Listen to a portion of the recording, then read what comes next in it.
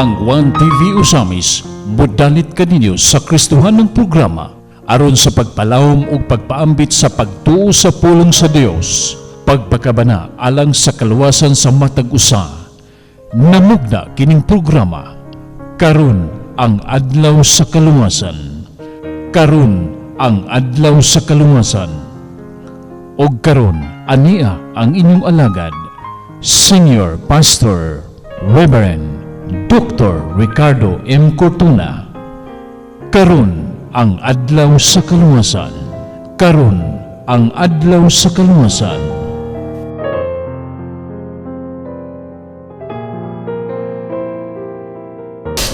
Praise the name of Jesus. Dalaygon ang pangalan sa Dios, mga kaigsunan kus Ginoo diyan sa kining inyong ubos nga lagad sa Dios. Hallelujah.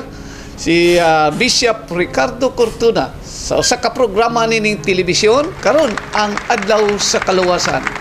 Kumusta ka mo tanan akong mga igsuon kus Ginoo, mga suki kong tigsubaybay nining atong programa sa telebisyon karon ang adlaw sa kaluwasan. O akong mga panghinaot nga ang Dios magapanalangin kanunay kaninyo o magatagbo kanunay sa tanan nato nga mga panginahanglan taliwala dining atong problema sa COVID-19. But I know God is in control of everything. Praise the name of the Lord. Dalaygon ang ngalan sa Ginoo. Now mga kaigsunan ko sa Dios, dili ta magdugay ato hisgutan ang pulong sa Dios nga naa nato gipasuka dinhi sa pulong sa Ginoo sa Biblia sa ikaduhang Pedro. Ug doon na mo yung mga Biblia, ikaduhang Pedro kapitulo 3 versikulo 18. Nagaingon siya dinhi, padayon hinuon kamo sa pagtubo diha sa grasya o sa kahibalo sa atong Ginoong Hesukristo nga mangluluwas. Kay iya man ang tanang dungog hangtod sa kahangturan. Amen o Amen. Nagpasalamat kami kanimo Dios nining higayon o kahigayonan nga imong gihatag kanimo o kanamo sa pagpatalinghog na usap sa imong mga pulong. O salamat niini Ginoo. Amo kining paghisgutan o Dios uban ang imong tabang o pagpasaylo nimo sa among mga kasalaanan na among nahimo sa mga tubangan nga dili kabubuton o dili maayo o Dios sa imong tubangan. So kanimo ang mga pagpasidungog o pasalamat imo lamang sa ngalan ni Jesus among Ginoo ug among mangluluwas. Amen o Amen. Now, ang ato karon nga pagahisgutan higala ko sa Dios.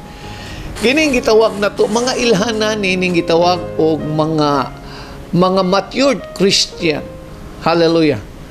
Kitang tanan puros kita Kristohanon. Di kita mo angkon nga dili ta Kristohanon. All of us, we are Christian.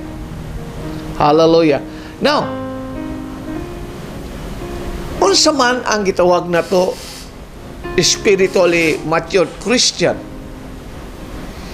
Unsa may buot ipasabot sumala sa atong gibasa karon sa Biblia. Hallelujah. Na adunay mga pipila ka mga butang nga akong i-share kaninyo mga kaigsuonan ko sa Dios. Pinagi sa pulong sa Ginoo kining gitawag nato og mark o spiritually matured Christian. Ilhanan sa gitawag nato sa gitawag nato og spiritual or spiritually matured nga Kristohanon. Without a doubt, the biggest problem that we have in our churches is that of spiritual maturity. Hallelujah.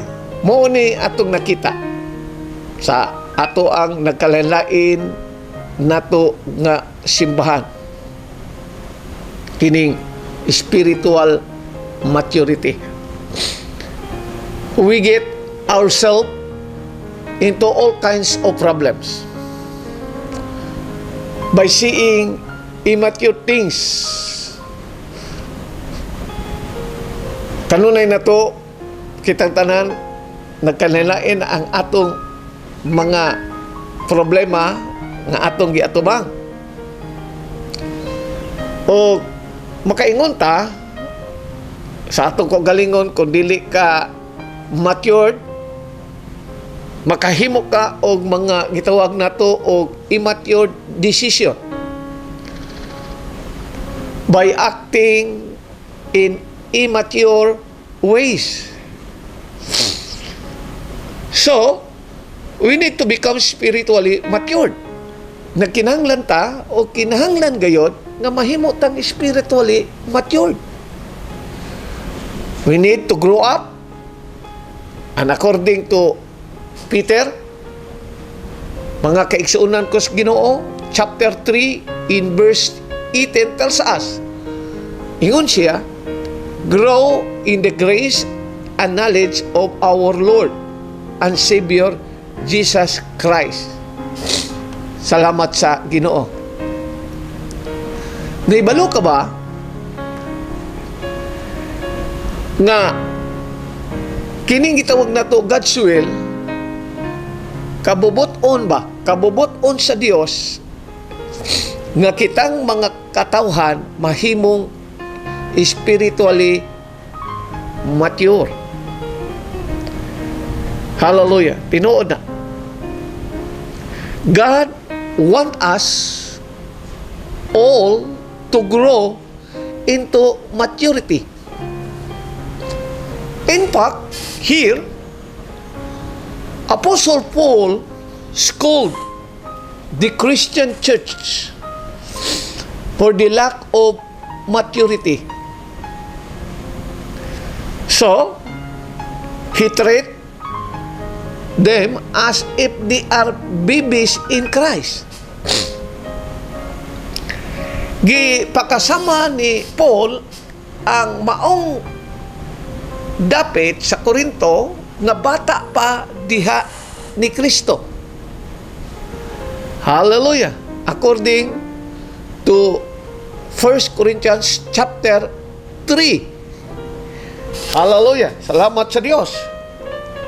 Ingon siya, I feed you with milk, not with solid food.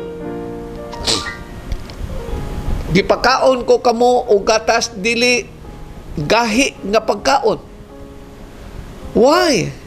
Because until now, you were not able to receive it. Dili pa sila makadawat ni ini because ngano man tungod kay bata o diha ni Kristo. Ingon siya, bisan hangtod karon are still not able, for you are still carnal. Hallelujah. Salamat sa Dios. Igsuon ko sa Ginoo. For where there are envy, tungod kay ang nakita ni Apostol Pablo ang kining espiritu sa pagkamasinahon, stripes, divisions among you. Are you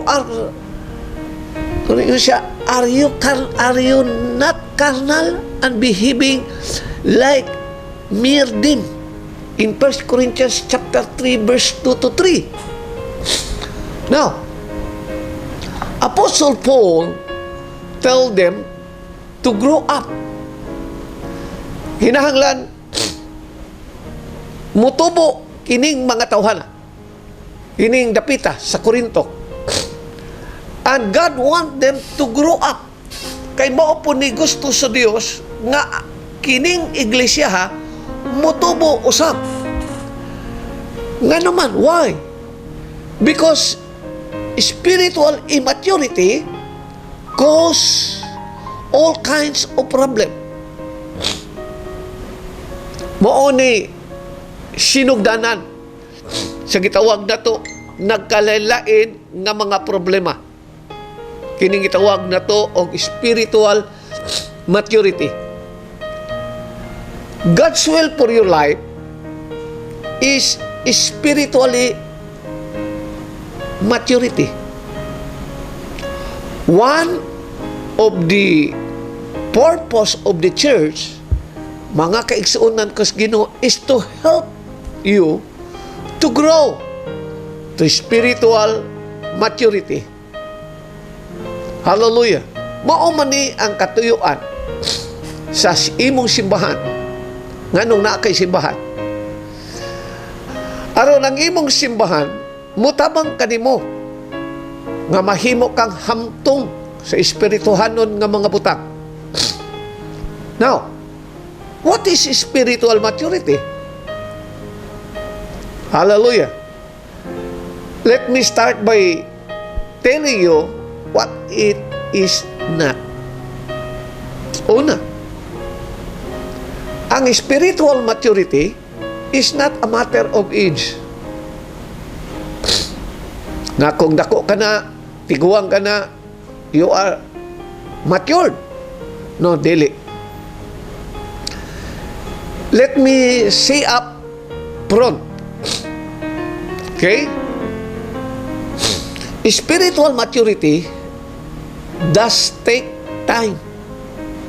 Ang imong pagtubo ngadto sa pagkahamtong nagkinahanglan kini og panahon. It's take energy. It's take effort. No one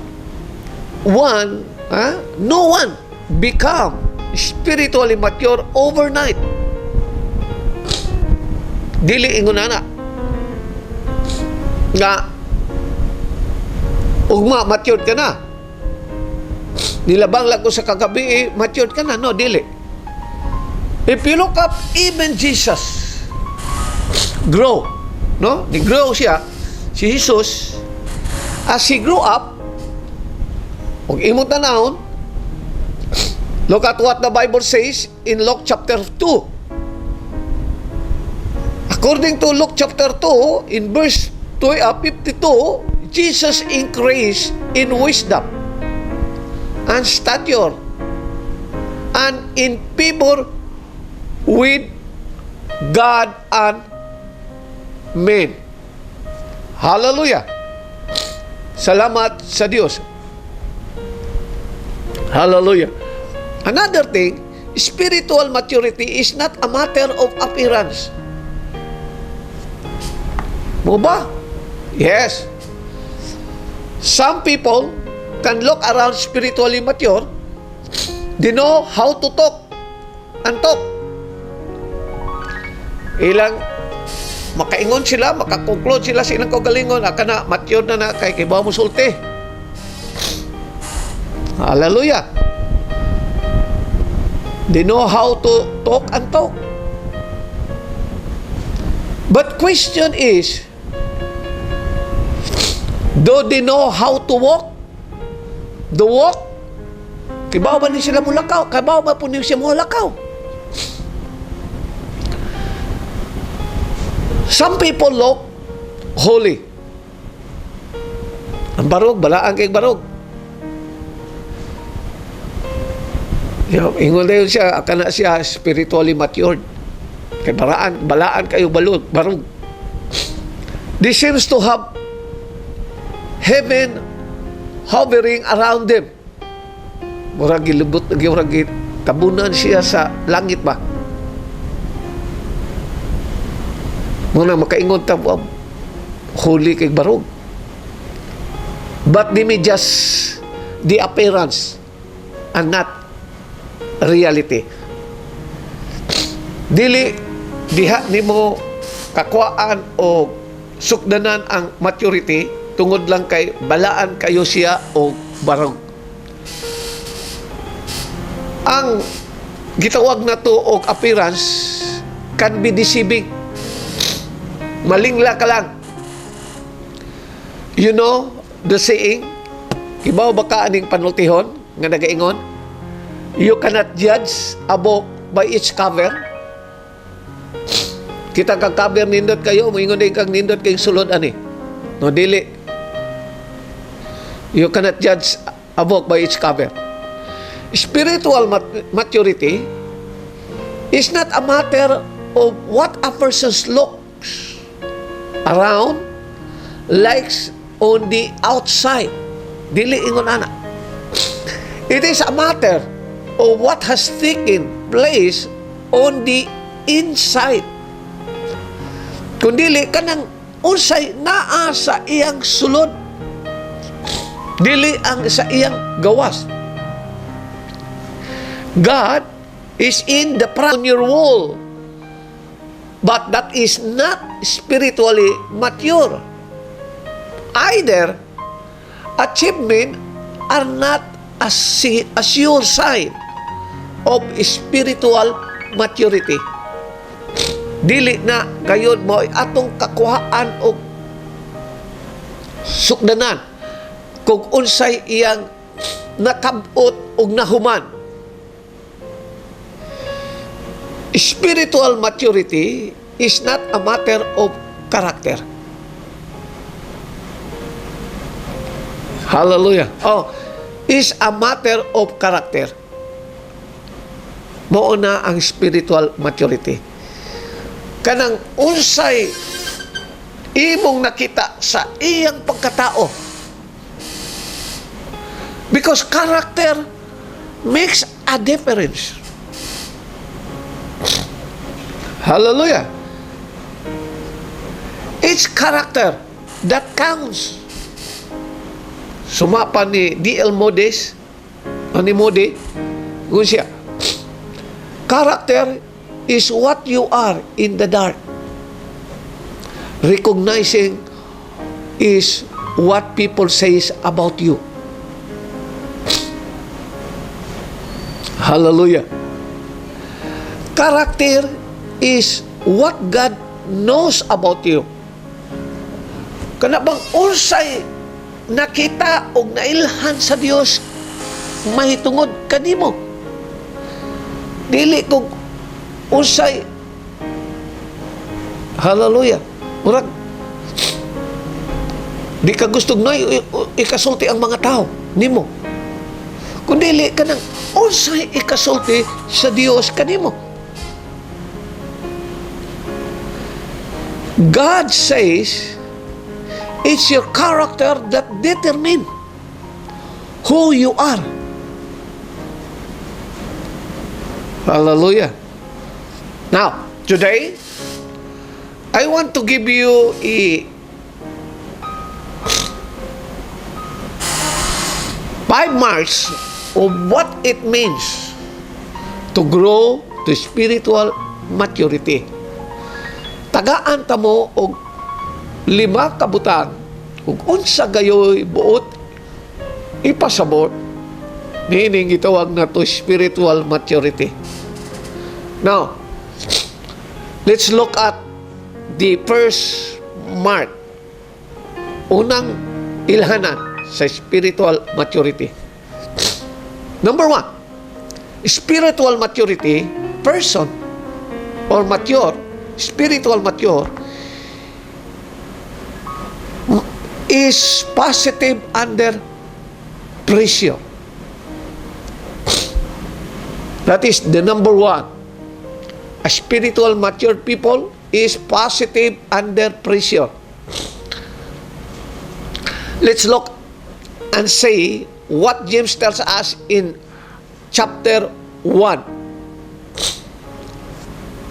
He says, "My brethren, count it all joy when you fall into various trials, knowing that the testing of your faith produces patience.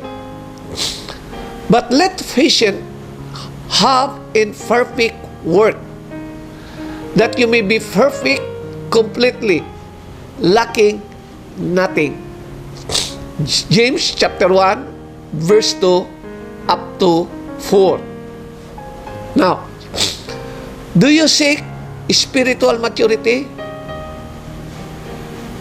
Do you seek to be complete in Christ according to James 1? If you do, James tells us to have a positive attitude when it comes to pressure. Okay? Hallelujah. He tells us to count it all joy when you fall into various trials. diya Santiago, isipa ang tumang kalipay kung mag-atubang ka o nagkalain-lain nga mga pagsulay. All of us, hallelujah, have problems in this life. Kita yung tanan na ay problema ining kinabuhi. All of us have trials. All of us have situations that are not good. Hallelujah. How do you handle them? Do you deal with being dealt a dead hand?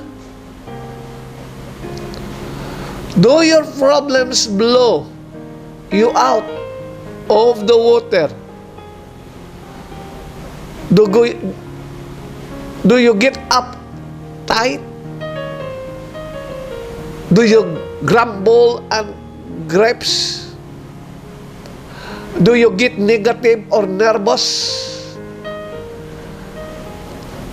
The first stage of spiritual maturity, my brothers and sisters, is how do you act positive under pressure? Remember what the Bible says? Count it all joy when you fall into various trials. Hallelujah. Isipa ninyo sa tumang kalipay kung mag-atubang kamo o nagkalain-laing mga pagsulay. And I tell you, life is full of problems. And a big part of life is problem solution. Kining kinabuhi nato na punog problema. But part of it, mga kaigsunan in this life, is what we call problem solving. Kantigo kang mudumala sa imong kagalingon, may tungod sa nagkalalaing mga gumunhap sa kinabuhi nga niabot kanimo. The question to us is, do I have the right attitude as I approach the problems of life? Hallelujah. Remember, the Bible tells us you to count it all joy when you fall into various trials. Hallelujah. You can know the Bible backward and forward. But you can also be rude, crude, and spiritual matured. Person is positive under pressure. Hallelujah. Kung dunay mga problema, unsa man ang klasiyas, mga giatubang nimo, positibo ka kanunay. Hallelujah. Diha sa Dios. Kantigo kang matubang niini. Salamat sa Dios. The secret is, according to the book of James, count it all joy. Hallelujah. Ikaduha. Unsa ikaduha? Igsuon ko sa Ginoo. A spiritual mature person is sensitive to the need of others people. Ang usa ka ilhanan sa usa ka tawo hamtong nas Ginoo, sensitibo siya sa panginahanglan sa ubang mga tao.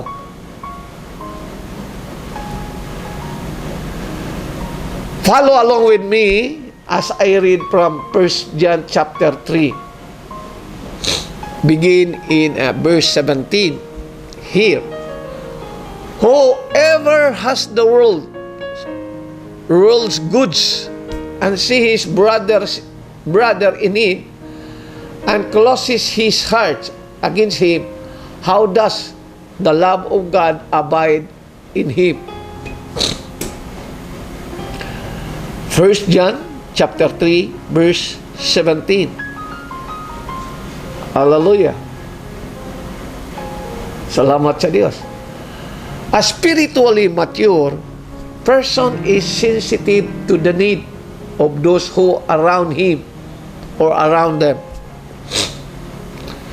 Sensitibo siya sa panginahanglan sa mga tao nga nagapalibot kaniya.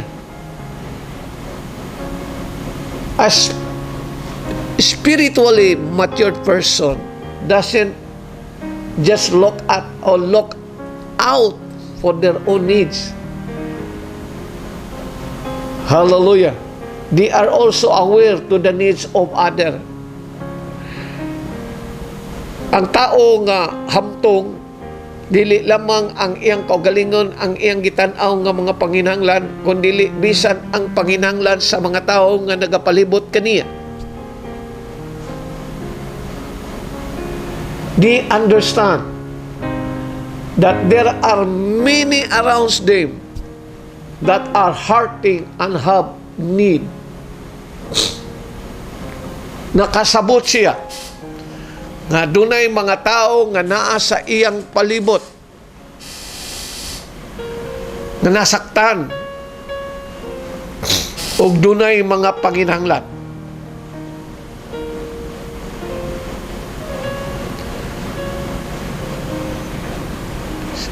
Sa diha nga bata ka pa, maingon ka sa imong kaugalingon, I want this or I want that. Maunay naa kanunay sa imong una-una sa tihang wala pa kay buot. Kinahanglan ko ana, nakinahanglan ko ato. And I don't care what you want. Wa ko'y labot kung unsay imong mga panginahanglan. I want. Imo lang kanunay. And I should get my ways. Hallelujah. Spiritually, immature says, it's my ways or the highway. I want it all. Give it to me. Hallelujah. Muna yung mga taong immature. And God tells us that spiritually or spiritual maturity is about love. Being concerned about others people. This is a sign of spiritual maturity. Don't show favoritism. Don't be snob. Don't be rude.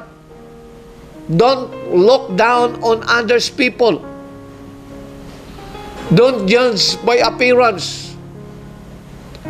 Don't insult people. Don't exploit people.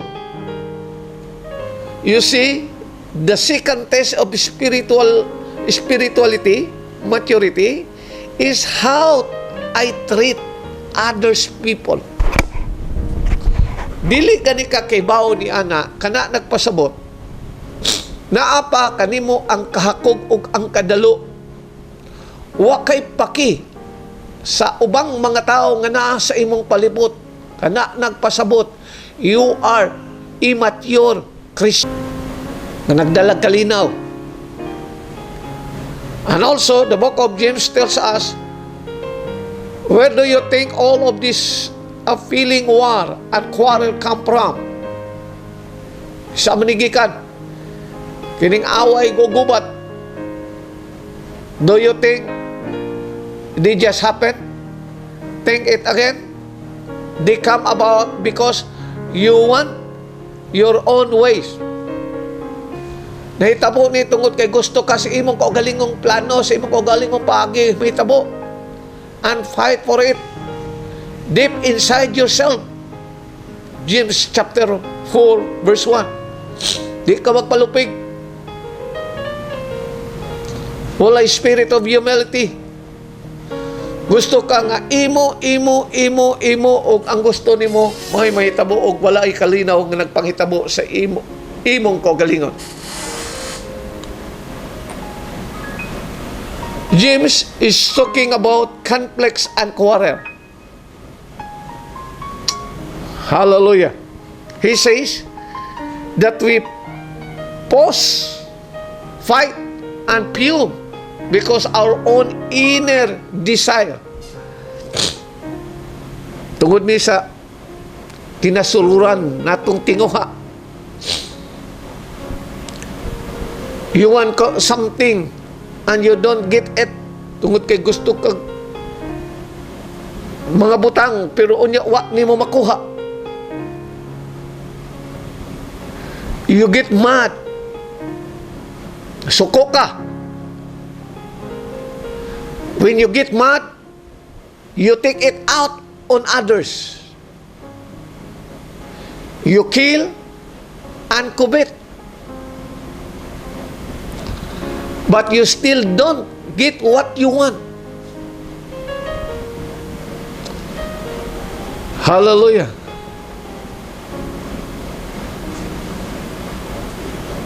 Dilita sama sa gikanta ni Rico Puno.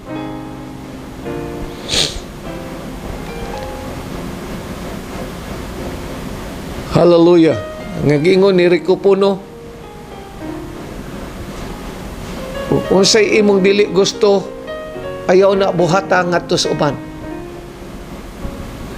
Ngun siya, kung ano ang di mo gusto, huwag gawin sa iba. Hallelujah.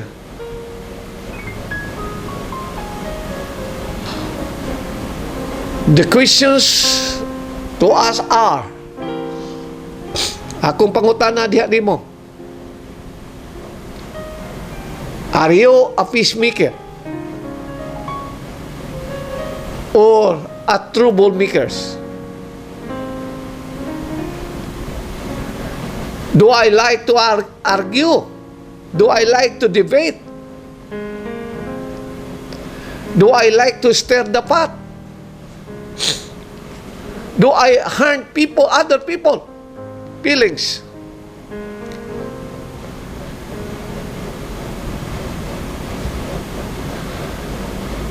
Are you a peacemaker or a troublemaker? The mark of a spiritually maturity or mature person is the lack of conflict in their lives. Look at what the Bible tells us in 1 Thessalonians chapter 4. It says here, make your ambition to lead a quiet life and attend to your own business and work with your hand. Hallelujah. Salamat sa Ginoo. Ayaw panghilabot sa uban. Trabaho unsay angay nimong trabahoon. Matod pas panultihon, mind your own business. Arwal walay problema. What is your ambition in life? Is your ambition is to be on top of hill?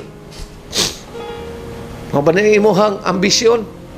Na kinahanglan naakas tumoy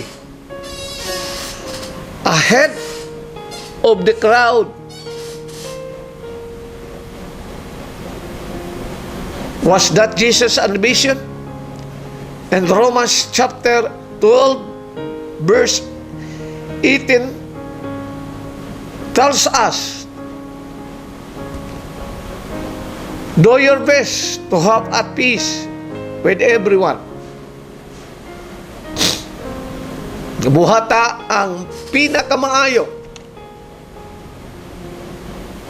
nga kalinaw alang sa uman. I understand that you can always live at peace with everyone. But you are to give it your best effort. Gusto ka nga magpuyo nga kalinaw uban ang mga tao. Apan, hallelujah, tigmug na og kalinaw, dili tigmug na og kagubot. Fourth mark, ikaupat nga ilhanan, spiritual mature person is patient, mapailoban. Jesus tells us, ingon si Jesus, be patient, therefore, brothers, until the coming of our Lord. See how the farmer waits for the precious fruit of the earth, being patient about it until it receive the early and the late rain. You also be patient, establish your heart, for the coming of our Lord is at hand. James chapter 5 verse 7 up to 8. Patience, ang pagkamapailobon, is another mark of spiritual maturity. The word patient, ang pulong patient, is used 3 times in these 2 verses. That tells us that being patient is important. Hallelujah.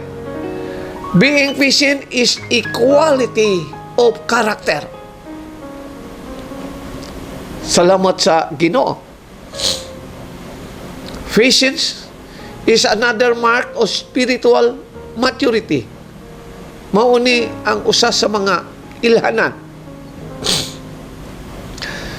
James, si Santiago, give us the illustrations of a farmer who plant his field and now has to wait for the harvest.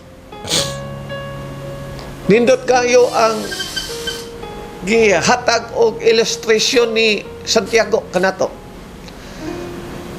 Gikuhaan niya og ilustrasyon ang usa ka mag-uuma nga nagtanom og usa ka binhi og naghuwat siya sa panahon sa ting-ani. Hallelujah, dalaygon ang ngalan sa Ginoo. If there is anyone who has patience, it is a farmer. Tinona,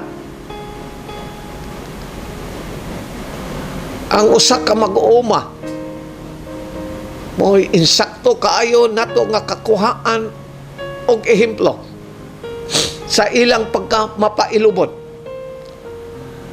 He plant the seed, he cultivate, he spray, he hopes, he expect. Hallelujah. Iyang gi-cultivate, iyang gitamnan, iyang gialimahan, gi-sprayhan. Og doon na siya ay gitawag na to hope. Og doon na siya expectation. He wait. Naghulat siya. There are no overnight crops na sa imong pagtanong pagkaog ma-harvest ka dayon. Just like a farmer. Sometimes we have to wait. We wait on God to answer our prayers. We wait for our miracle. We wait for our God to move in our lives. We wait patiently to God. Patience is a mark of maturity. The only way is to learn patience is by waiting. Mailhan ang imong painubsanon kung kantigo kang muhulat. Many times, God says, not yet. Taghang panahon nga moingon ang Ginoo, not yet. Wala pa. Wala siya magpasabot nga no. Kundili ang iyang ingon, not yet. Wala pa mo abot. So, we need to wait. We need to be patient. Look at what the book of Psalms tells us in Psalms 27. Sa gingon, wait for the Lord, be strong, and let your heart take courage. I repeat, wait for the Lord, be strong, and let your heart take courage. Yet, yes, wait for the Lord. In Psalms 27 verse 14, you say, patience is the fourth mark of spiritual maturity. Ang pagpailob, usa sa mga ilahanan. Wala ka gani pailob, you are baby in Christ. Pero kung kantigo kang mopailob, that is one of the mark of spiritual maturity. The last one, a spiritual mature person is a prayerful. Mainampuon nga tao. Paul tells us, pray without ceasing. 1 Thessalonians 5:17. When things are going good, pray. Kung wala kay problema, ampo lang gyapon. When things are going bad, pray. In all things, pray. James says, a prayer of a person living right with God is something powerful to be reckoned with. Ang pagampo sa taong matarong dako kaayog kahimuan at ubangan sa Dios. Santiago 5 versikulo 16. Prayer is talking to your God. It is bringing Him your request. It is praising Him. It is petitioning Him.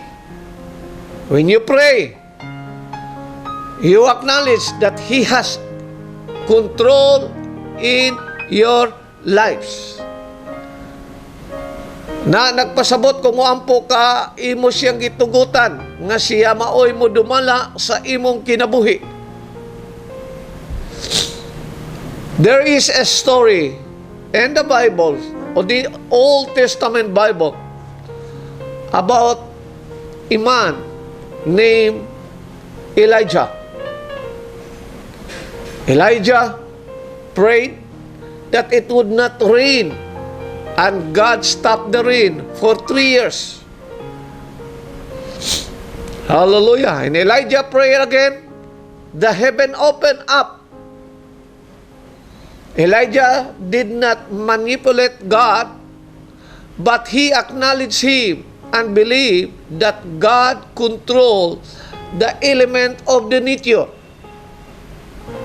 Dalaygon ang pangalan sa Diyos. You see, those who are spiritually mature understand the power of God. Dalaygon ang alas Ginoo. And there are things in your life right now that you think no one can fix. Wala. Wala'y makahimo nini. O tag-anak kung kinsa ra may makahimo. Only God. God can. God can take that which is broken and mend it. He can take that which is bent and strengthen it out. He can take that which is sheltered and make it whole. God is that big. God is that powerful. If there's are problems in your life, go to Him in prayer. Kung doon na kay problema sa kinabuhi, duula siya diha sa imong mga pagampo. Dalaygon ang pangalan sa Dios. Because our God that we serve, He is able God. He is a powerful God. We need to put our confidence in Him because He's a powerful. He can do anything. Hallelujah.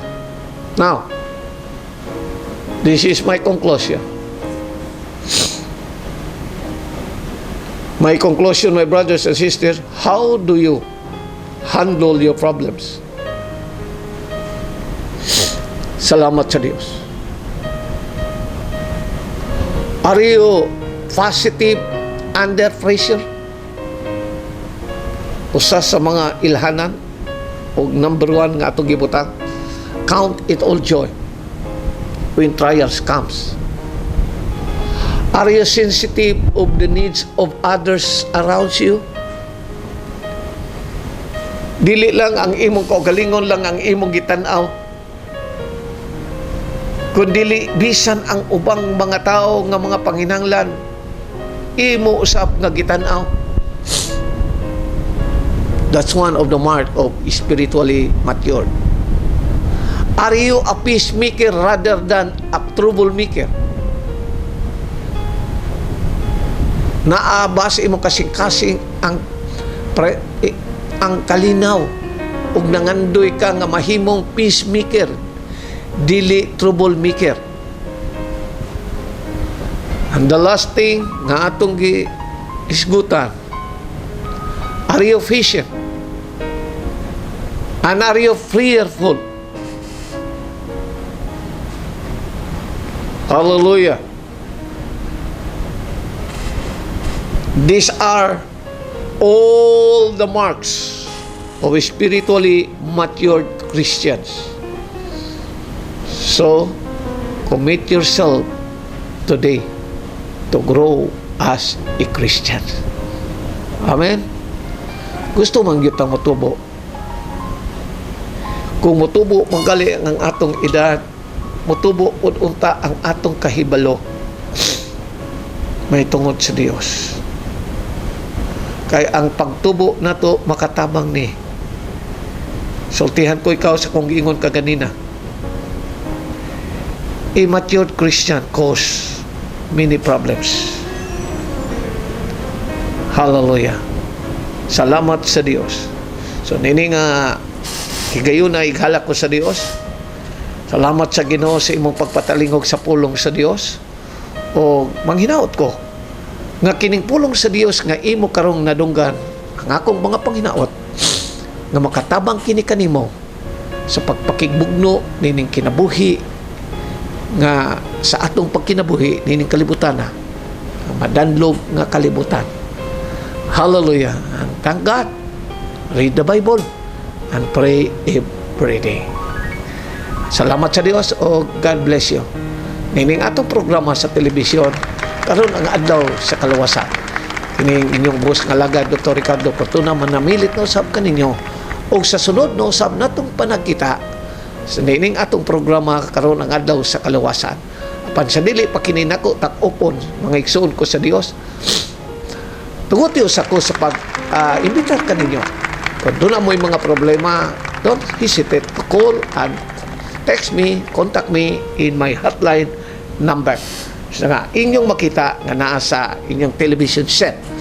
O kung gusto kang mobisita ka nako o makik-personal ka nako sa pagpakisulti, whatever tawag na to nga mga gusto nimong i-share sa imong kinabuhi, you can visit me in my office sa Ipchiki Building, Anima Street, Barangay Aguada, sa first floor. Yang atong silimbahon sa City of the Living God, magsugod kanunay matag Domingo alas 8:30, nga mahuman usab kining atong Sunday School alas 9:30, and then alas 9:30 magsugod dayon ang atong Divine Worship hangtod alas 11:30. Kung makari ka sa Osami City unya gusto kang mo join ka na mo sa atong mga pagdaig sa Dios, come and join with us in our worship to the Lord. So, sa di pa nako kita tapuson magampo ta sa ngalas Ginoo. Nagpasalamat kami kanimo Dios sa imong pagkamaayo. Salamat ini kay gayunan gihatag kanamo. Salamat sa akong mga kaigsunan nga naminaw karon sa telebisyon, nagatan-aw ni Lord, ikaw ang among Dios nga kasaligan sa tanan. Nasayod ikaw, nakakita ikaw sa ilang tanang mga paginanglan. Salamat Ginoo sa ilang mga problema, sa palatian o sa sa lawas nun gabahin o bisan pagani Ginoo sa gitawag na to material nga mga butang Ginoo sa gitawag na to og sa lapian ng bahin. Whatever problems they have, Lord, wala ko masayod Ginoo, ikaw rin nasayod sa pangalan ni Jesus nga Nazaret nun o God. Salamat sa kayuhan, salamat sa panalangin nga ilang maangkon karon Ginoo, dalaygon ikaw sa walay katapusan. To God be the glory. Diha lamang kanimo Ginoo, ako silang isang at kanimo Ginoo, o salamat sa imong pagpamuhat kanilang pagtabang kanila sa ngalan ni Jesus nga Nazaret nun. Amen o amen. Salamat sa Ginoo kung gipanalanginan kay igsuon kas kus Ginoo sa nining buluhatos Ginoo. You can text me and share your testimony through text. Hallelujah. Or call me in my hotline number. God bless us all. Thank you and God bless you.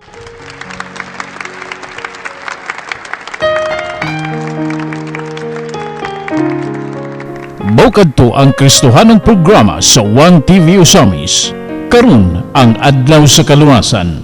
Uban ni Senior Pastor Reverend Dr. Ricardo M. Cortuna, ganagpaambit sa pagtuo sa pulong sa Dios og nagpakabana alang sa kaluwasan sa matag usa. Hangtod sa sunod ngay gayon, ang Dios magapanalangin kanatong tanan.